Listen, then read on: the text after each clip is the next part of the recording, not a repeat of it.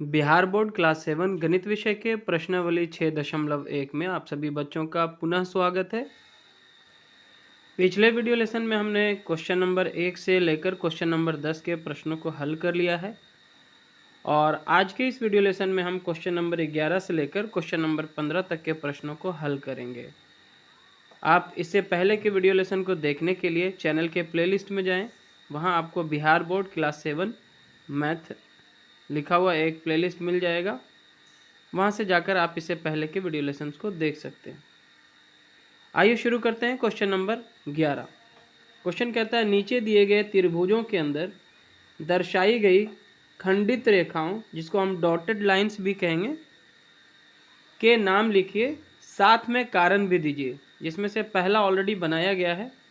यहाँ पे आप देख पा रहे हैं कि एक त्रिभुज है और त्रिभुज के इस भुजा पर एक लंब खींचा गया है और ये लंब जो है त्रिभुज के इस भुजा को दो बराबर भागों में बांट रहा है।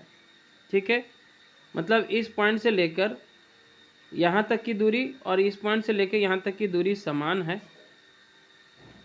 अतः इस रेखा का नाम हो जाएगा आधार का लंब समद्विभाजक, क्योंकि ये आधार को दो बराबर हिस्सों में बांट रहा है, जैसा कि इस चिन्ह से हमें पता चल पा रहा है। कारण क्या है? क्योंकि यह आधार को दो बराबर भागों में बांटता है तथा आधार पर लंब है। इसी आधार पर आप दूसरे प्रश्न को देखें तो यहाँ पे एक त्रिभुज दिया गया है, जिसमें से यहाँ देखें इस कोण को दो हिस्सों में बांटता हुआ ये डॉटेड लाइन है, जो इस कोण को क्या करता है, दो बराबर भागों में बांट रहा है। ठीक है, तो अतः इस रेखा का नाम क्या होगा? कोण समद्विभाजक। ये कोण को क्या कर रहा है? दो बराबर भागों में बांट रहा है, इसलिए इसे हम कोण समद्विभाजक कहेंगे। और इसका कारण क्या होगा? कारण यही होगा क्योंकि यह कोण को दो बराबर भागों में बांटता है। और आगे इसी का तीसरा और चौथा में दो और फिगर दिए गए हैं। आपको यहाँ पे बताना है कि इस रेखा का नाम क्या है और इसका क्या कारण अब देंगे, और फिर इस त्रिभुज में ये जो लंब खींचा गया है, इस लंब का नाम क्या होगा और इसके क्या कारण हैं। तो फिगर नंबर 3 में ये जो रेखा आप देख पा रहे हैं, इसे हम माध्यिका रेखा कहेंगे। क्यों? क्योंकि यह भुजा BC के मध्य बिंदु D से सम्मुख शीर्ष A से मिलाने वाली रेखा है और ये क्या करती है? BC को दो बराबर भागों में बांटती है, यानी कि ये भुजा BC का मध्य बिंदु है। D क्या है? भुजा BC का एक मध्य बिंदु है। मध्य बिंदु का मतलब हुआ कि ये BD और DC दोनों की लंबाई क्या है? समान है, यानी कि ये BC को दो बराबर भागों में बांटती है। तो किसी भी भुजा के मध्य बिंदु से सामने वाले शीर्ष की ओर खींचा गया रेखा क्या कहलाता है? माध्यिका रेखा कहलाता है।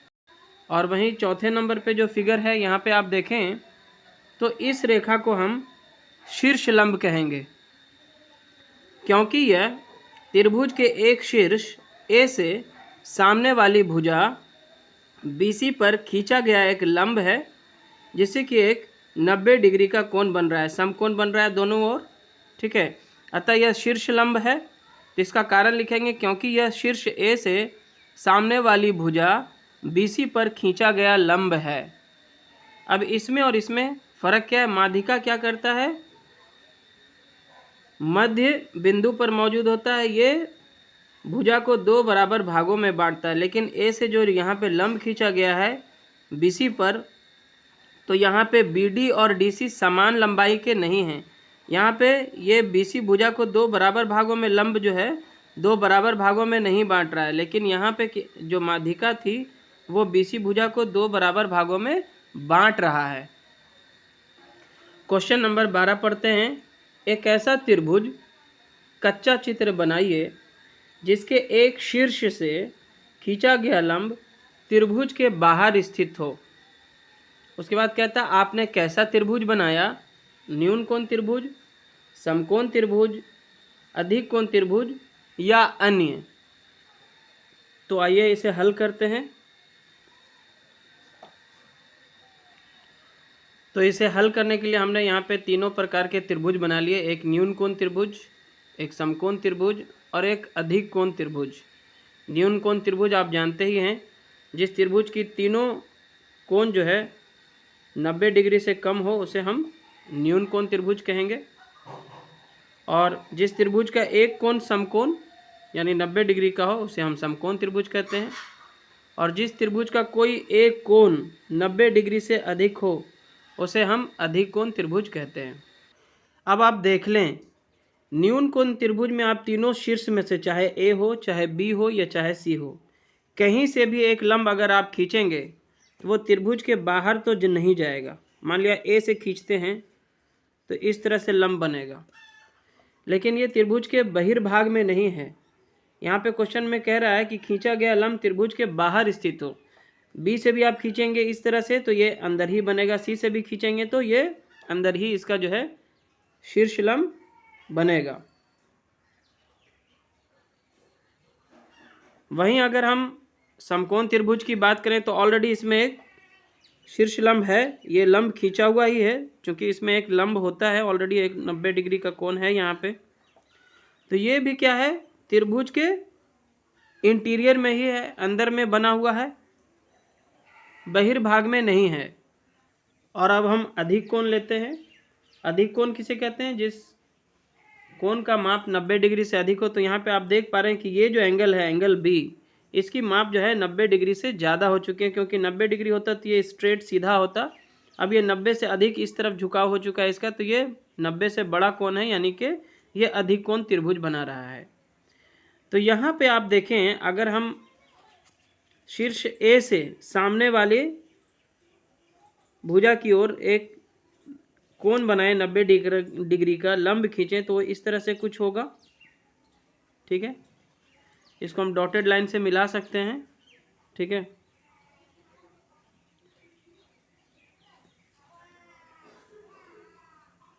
ठीक है। तो ये जो यहाँ पे हमने शीर्ष लंब बनाया, ये त्रिभुज के क्या है, बहिर्भाग में। ये त्रिभुज ए बी सी से बाहर की ओर स्थित है।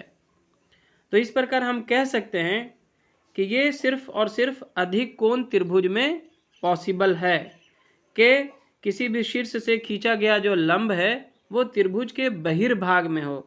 बाकी न्यून कोण और समकोण त्रिभुज में ये पॉसिबल नहीं है। और लंब की परिभाषा की अगर बात करें तो किसी सरल रेखा पर खींची गई रेखा जो दोनों ओर 90 डिग्री का कोण बनाती हो उसे हम शीर्ष लंब कहते हैं। अतः इस प्रश्न का उत्तर क्या हो जाएगा, तो आप इसके उत्तर में कह सकते हैं कि अधिक कोण त्रिभुज में एक शीर्ष से खींचा गया जो लंब है वो त्रिभुज के बाहर स्थित होता है।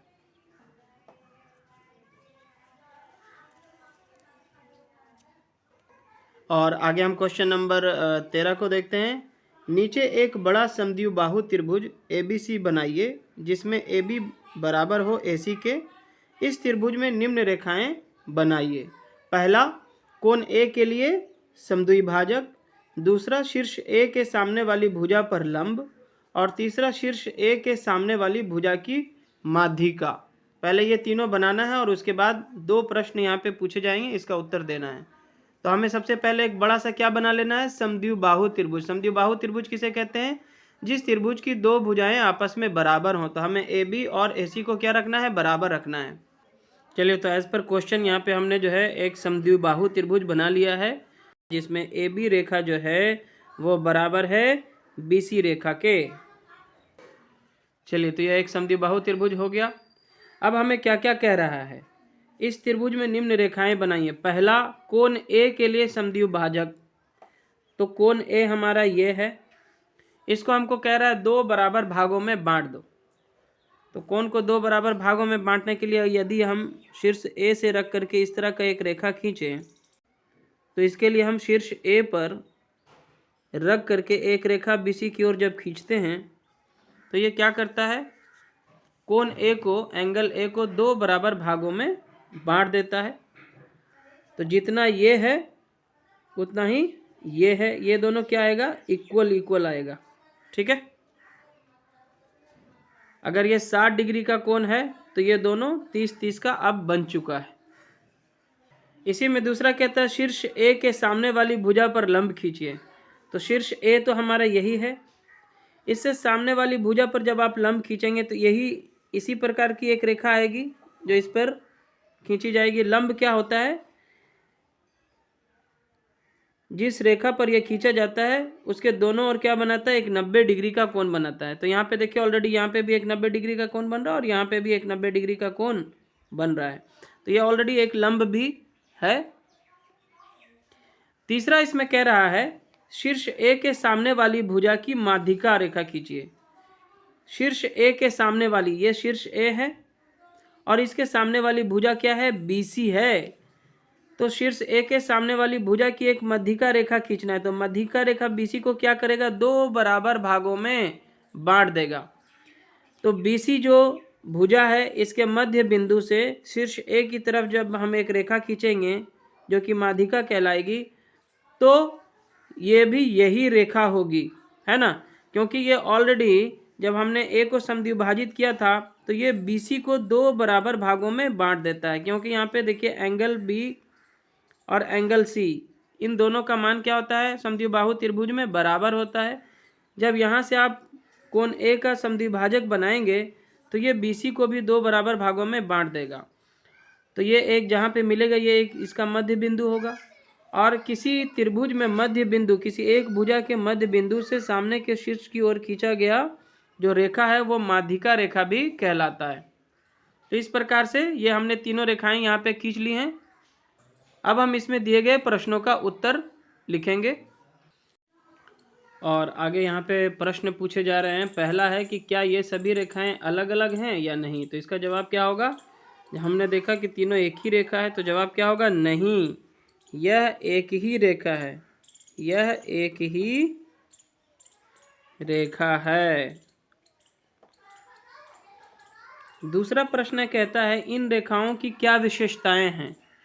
तो यहाँ पे पहला था कोण का समद्विभाजक है, दूसरा था शीर्ष ए से सामने वाली भुजा पर लंब, और तीसरा था शीर्ष ए के सामने वाली भुजा की माध्यिका। तो इन तीनों के विशेषताएं क्या हैं वो लिख लेते हैं यहाँ पे। तो फिर इस रेखा की पहली विशेषता क्या है कि यह कोण ए को 2 बराबर भागों में बांटता है। दूसरी विशेषता यह है कि यह शीर्ष ए से सामने वाली भुजा BC पर एक लंब भी बनाता है ना? सबसे पहले क्या था? ए को 2 बराबर भागों में बांटता है कोण ए को, और दूसरा है शीर्ष ए से सामने वाली भुजा BC पर एक लंब भी बना रहा है ये, और तीसरा क्या है? भुजा BC के मध्य बिंदु से सामने वाली शीर्ष की ओर, यानी शीर्ष ए की ओर कह सकते हैं आप, माध्यिका रेखा है जो भुजा BC को 2 बराबर भागों में बांटता है। ठीक है ना? इन दोनों को 2 बराबर भागों में बांटता है। क्वेश्चन नंबर 14, एक त्रिभुज में किसी एक कोण की समद्विभाजक रेखा उस कोण के सामने की भुजा पर लंब भी हो, बताओ त्रिभुज किस प्रकार का होगा और फिर आपने ये कैसे पता लगाया? क्वेश्चन नंबर 14 को हल करने के लिए हमने 3 प्रकार के त्रिभुज बनाए हैं। एक है विषमबाहु त्रिभुज जिसकी तीनों भुजाओं की लंबाई क्या है? अलग अलग है। दूसरा है समद्विबाहु त्रिभुज जिसमें AB और AC जो है बराबर लंबाई की हैं। और यहाँ पे एक तीसरा त्रिभुज है समबाहु त्रिभुज जिसकी तीनों भुजाएं AB बराबर BC बराबर AC है। अब हम क्या करेंगे? इन तीनों के कोण को समद्विभाजित करेंगे। मान लिया जाए कोण A को करते हैं, तो जब हम पहला त्रिभुज में जो कि विषमबाहु त्रिभुज है, इसमें जब हम कोण को विभाजित करते हैं, समद्विभाजित करते हैं, तो यहाँ पे एंगल A जो था, है ना, ये 2 हिस्सों में बढ़ जाएगा। क्या ये जो दोनों कोण समद्विभाजित हुए हैं, बटे हैं, क्या दोनों आपको इक्वल लग रहे हैं? यहाँ पे ये वाला जो एरिया है कोण का, ये ज़्यादा है, ये कम है। जब हम शीर्ष ए से सामने की भुजा पर एक लंब को खींचते हैं तो ये कोण ए को जो है 2 बराबर भागों में नहीं बांट रहा है, यानी कि समद्विभाजित नहीं कर रहा है, क्योंकि ये वाला कोण जो है इसकी माप ज़्यादा है और ये वाली कोण की माप क्या है? कम है। तो विषमबाहु त्रिभुज में तो ये संभव नहीं है। अब हम एक समद्विबाहु त्रिभुज के कोण ए से जो है लंब खींचते हैं, BC पर। यहाँ आप देखेंगे कि ये जो कोण A था ये दो बराबर हिस्सों में बंट जा रहा है, यानी कि ये कोण और ये कोण क्या होते हैं, बराबर आ रहे हैं। इसी प्रकार समबाहु त्रिभुज में भी ये संभव हो जाता है। समबाहु त्रिभुज में भी जब हम किसी शीर्ष से, किसी एक कोण के शीर्ष से सामने वाली भुजा पर जब लंब खींचते हैं तो वो कोण को क्या करता है, दो बराबर भागों में बांट देता है। तो ये सिर्फ और सिर्फ इन दोनों त्रिभुज में संभव है, समद्विबाहु त्रिभुज और समबाहु त्रिभुज।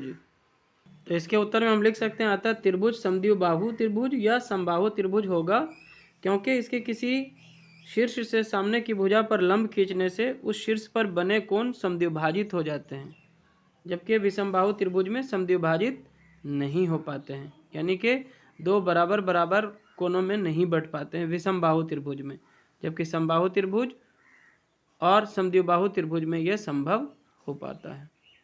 चलिए, तो क्वेश्चन नंबर 14 यहाँ पे हो जाता है। क्वेश्चन नंबर 15 यहाँ पे दिया गया है, नीचे दी गई सारणी में खाली स्थान को भरिए। एक त्रिभुज है ABC, उसमें AB और AC क्या है, बराबर है, यानी कि समद्विबाहु त्रिभुज है।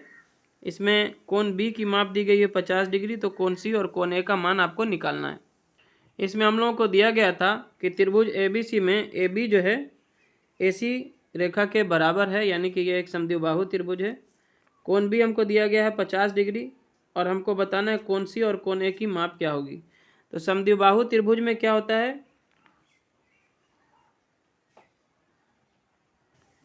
समान भुजाओं के सामने के दोनों कोण बराबर होते हैं, यानी कि कोण B जितना होगा उतना ही कोण C भी होगा। तो कोण B बराबर हो जाएगा कोण C के बराबर हो जाएगा 50 डिग्री। तो कोण C का मान आ जाएगा 50 डिग्री, ठीक है, ये भी 50 डिग्री होगा। और जब दो कोण का मान आ चुका है तो तीसरा हम निकाल सकते हैं, कोण A प्लस कोण B प्लस कोण C बराबर कितना होगा, त्रिभुज के तीनों कोणों का योग 180 डिग्री, उसके आधार पे बनाएंगे। यह हमारा हो चुका है, कोण A अपने जगह पे रहेगा, कोण A, कोण B है 50 डिग्री, कोण C भी है 50 डिग्री, बराबर हो जाएगा 180 डिग्री। या फिर आप लिख सकते हैं कोण A प्लस 50 कितना हो गया, 100 डिग्री, बराबर 180 डिग्री। इसलिए कोण A का मान क्या आ जाएगा, 180 डिग्री माइनस 100 डिग्री, ठीक है ना, बराबर आएगा आपका 80 डिग्री। तो कोण A का मान क्या हो जाएगा, 80 डिग्री। तो यहाँ पे आप 80 डिग्री भर लीजिए, क्लियर है। तो यहाँ पे इस तरह से आप भर सकते हैं आके। कोण C बराबर क्या था, कोण C भी आपका 50 डिग्री होगा और कोण A बराबर हो जाएगा 80 डिग्री, जो कि हम निकाल चुके हैं। दूसरा में देखते हैं, त्रिभुज PQR में PQ और PR फिर से क्या है, बराबर है ना। यहाँ पे भी एक समद्विबाहु त्रिभुज है जिसमें कोण R कोण P हमें निकालना है। कोण Q का मान दिया गया है 45 डिग्री। तो क्वेश्चन नंबर 2 इस प्रकार से है कि त्रिभुज जो है PQR है, इसमें PQ और PR जो है इनकी लंबाई बराबर है, यानी कि यह भी एक समद्विबाहु त्रिभुज ही है। और कोण R का मान आपको बताना है, कोण P का मान बताना है, कोण Q दिया गया है 45 डिग्री। क्योंकि यह एक समद्विबाहु त्रिभुज है तो समान भुजाओं के सामने के दोनों कोण क्या होते हैं, बराबर होते हैं। तो कोण Q के बराबर होगा कोण R, बराबर कितना है, 45 डिग्री। कोण Q का मान चूंकि 45 डिग्री है तो कोण R भी क्या हो जाएगा, 45 डिग्री, क्योंकि सामने के दोनों कोण बराबर होते हैं। तो कोण R यहाँ पे आप भर दीजिए 45 डिग्री। अब जब त्रिभुज का दो कोण पता ही है तो तीसरा कोण तो आप आराम से निकाल सकते हैं, क्योंकि त्रिभुज के तीनों कोणों का योग कितना होता है, 180 डिग्री होता है। तो यहाँ पे हम लिख सकते हैं कोण P प्लस कोण Q प्लस कोण R बराबर 180 डिग्री, ठीक है। तो कोण P ही तो हमें निकालना है, तो कोण P अपने जगह पे रहेगा। कोण Q का मान 45 डिग्री और कोण R का भी मान है 45 डिग्री, बराबर है 180 डिग्री। या फिर हम लिख सकते हैं कोण P प्लस 45 कितना हो गया, 90 डिग्री, बराबर 180 डिग्री। इसलिए कोण P बराबर क्या हो जाएगा, 180 डिग्री माइनस 90 डिग्री, बराबर 90 डिग्री। कितना आ जाएगा, 90 डिग्री। तो कोण P का मान क्या हो जाएगा आपका, 90 डिग्री हो जाएगी। तो यहाँ हो जाएगा 90 और ये दोनों 45 45। क्लियर है। अब तीसरा नंबर पे आते हैं। तो 15 का तीसरा नंबर में भी एक समद्विबाहु त्रिभुज है जिसका नाम है DEF, जिसमें DE और DF बराबर है। इसमें कोण E का मान और कोण F का मान आपको बताना है। कोण D का मान दिया गया है 84 डिग्री। चलिए, तो यहाँ पे हमें दिया गया था कि त्रिभुज जो है वो है DEF और इसमें DE जो है और DF बराबर है और इसमें कोण E का मान आपको बताना है, कोण F का मान आपको बताना है, कोण D का मान दिया गया है 84 डिग्री। तो यहाँ पे कोण E जो भी होगा वो कोण F के बराबर होगा, ये हमें अभी पता नहीं है, पहले इसका मान निकालना होगा तब जाकर के हम बता सकते हैं।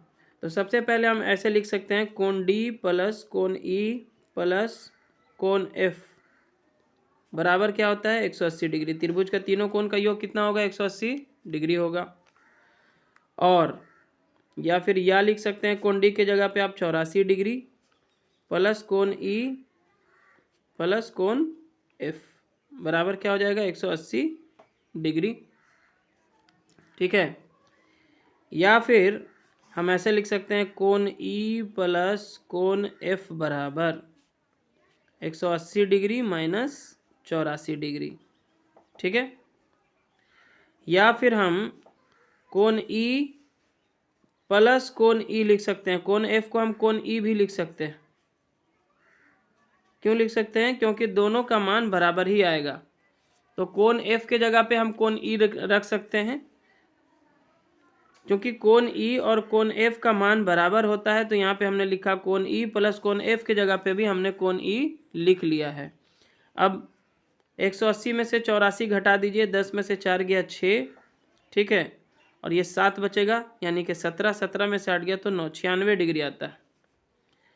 या फिर यहाँ पे हो जाएगा 2 कोण E बराबर 96 डिग्री। ठीक है ना, इसलिए कोण E बराबर क्या होगा 96 भागा 2 हो जाएगा, क्योंकि ये 2 गुना में है, बराबर आ जाएगा 2 चौके 8, 2 अठी 16, 48 डिग्री आएगा। और जब कोण E बराबर 48 है तो कोण F बराबर भी क्या आएगा 48 डिग्री ही होगा, क्योंकि समद्विबाहु त्रिभुज में समान भुजाओं के सामने के दोनों कोण बराबर होते हैं। तो जब ये 48 हमने निकाल लिया कोण E को 48 डिग्री, तो ये भी क्या होगा 48 डिग्री। क्लियर है? आई होप कि अच्छे से समझ गए होंगे आप। तो ये भी 48 हो जाएगा और ये भी 48 हो जाएगा। क्लियर है ना? देखिए, आपको दिया क्या गया था, इन तीनों त्रिभुज में आपको बताया गया था कि DE और DF आपका क्या है इक्वल है, और कोण D आपको दे दिया गया था, कोण E और कोण F आपको निकालना था। तो हमने क्या किया, त्रिभुज के तीनों कोणों को जोड़ दिया और इसमें कोण D का मान हमने 84 डिग्री बैठा दिया।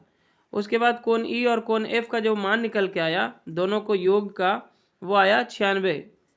अब हमने क्या किया कि कोण E और कोण F चूंकि बराबर ही होते हैं तो इन दोनों को हमने एक साथ लिख दिया। कोण E की जगह पे कोण E और कोण F की जगह पे भी कोण E लिख दिया हमने। तो इस तरह से 2 कोण E हो गया।